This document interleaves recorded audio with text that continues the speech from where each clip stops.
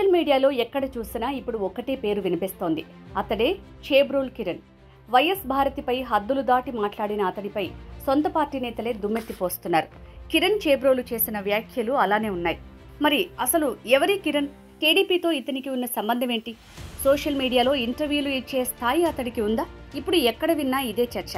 చేబ్రోలు కిరణ్ ఎవరో ఓసారి తెలుసుకుందాం. జగన్మోహన్ రెడ్డి బట్టలు ఉడతీసేవాడైతే వాడి పెళ్ళం ఎందుకని అవినాష్ రెడ్డికి ఉదయం పూట 3 గంటలకు ఫోన్ చేసిద్ది. వాళ్ళ పిల్లల height equal to Avinash Reddy.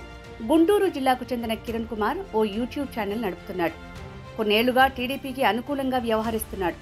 వైసీపీని విమర్శిస్తున్న వారితో ఇంటర్వ్యూలు చేస్తూ వస్తున్నాడు. వైసీపీపై విమర్శలు చేస్తూ వస్తున్న చేబ్రోలు కిరణ్ కుమార్ ప్రస్తుతం ఐటీడీపీ కార్యకర్తగా చెప్పుకుంటూ చలామణి అవుతున్నాడు. రీసెంట్గా ఇంటర్వ్యూలు తీసుకునే స్థాయి నుంచి ఇప్పుడు చాలా రోజులుగా సోషల్ మీడియాలో ఇంటర్వ్యూలు ఇచ్చే స్థాయికి వచ్చేశాడు. ఈ క్రమంలోనే కిరణ్ కుమార్ను ఓ యూట్యూబ్ ఛానల్ ఇంటర్వ్యూ చేసింది. ఇందులో వైసీపీని విమర్శించే క్రమంలో ఏకంగా మాజీ సీఎం జగన్ సతీమణి భారతిపై నోటికొచ్చినట్లు మాట్లాడాడు. కనీసం మనం రాయడానికి కూడా నీచంగా ఉండే వ్యాఖ్యలు చేయడంపై వైసీపీ తీవ్ర ఆగ్రహం వ్యక్తం చేస్తుంటే టీడీపీ కూడా మండిపడింది. ఈ పరిణామాలతో తేరుకున్న కిరణ్ సారీ అని వీడియో చేసినా ఉపయోగం లేకుండా పోయింది. ఈరోజు నేను చేసిన వీడియో చాలా తప్పుగా మాట్లాడాను. దయచేసి అమ్మ భారతి, జగన్మోహన్ రెడ్డి గారికి మీ ఇద్దరు కూడా దయచేసి నేను నిజం చెప్తున్నాను, నేను అన్నమాట చాలా తప్పు. మీ భారతి గారు కాళ్ళు పట్టుకొని నేను ఒక ఆడ వారి గురించి ఇలాగ మాట్లాడటం నా తప్పు. దయచేసి మీ కాళ్ళు పట్టుకుని నేనైతే క్షమించండి.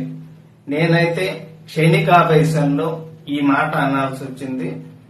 క్షమించి దయచేసి నేనైతే ఈ రోజు మాట్లాడిన మాటలకి ఒక ఆడవారిని ఇలాగ మాట్లాడిన తర్వాత నేనైతే మాత్రం దయచేసి క్షమించండి ప్లీజ్. నేనైతే ఇంకనైతే వీడియోలు చేయదలుచుకోలేదు. నేను చేసిన పొరపాటు జీవితంలో ఇంకా నేనైతే చేయదలుచుకోలేదు. అమ్మ క్షమించు భారతి గారు. అప్పటికే జరగాల్సినవన్నీ జరిగిపోయాయి. చేబ్రోలు కిరణ్ కుమార్ ని సస్పెండ్ చేస్తూ టీడీపీ నిర్ణయం తీసుకుంది. అతన్ని వెంటనే అరెస్టు చేయాలని ఆదేశించడంతో పోలీసులు కూడా అరెస్టు చేసేశారు. కిరణ్ కుమార్ ను కటకటాల్లోకి నెట్టారు.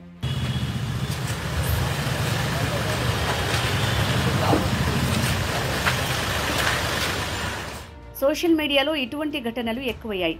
ఏపీలో ఇవి అస్సలే కొత్త కాదు. చంద్రబాబు సతీమణి భువనేశ్వరిపై వైసీపీ నాయకుడు వల్లభనేని వంశీ గతంలో అనుచిత వ్యాఖ్యలు చేశాడు. ఇవి ఏపీ రాజకీయాల్లో దుమారం రేపాయి. ఇప్పుడు ఆయన అరెస్ట్ అయ్యి జైల్లో ఉన్నాడు. సరిగ్గా ఇలాంటి పరిస్థితే ఇప్పుడు వైసీపీకి ఎదురైంది. రాజకీయాల్లో వ్యక్తిగత దూషణలు, కుటుంబంలోని మహిళల్ని కించపరిచే విధంగా ఎవరు మాట్లాడినా అది ఖచ్చితంగా నేరమనే విషయాన్ని అందరూ గ్రహించాలి. భావ ప్రకటన స్వేచ్ఛ ఉంది కదా అని ఇష్టం వచ్చినట్లు నోటికొచ్చినట్టు మాట్లాడితే ఏదో విధంగా శిక్ష పడుతుందనే విషయాన్ని తెలుసుకోవాలి.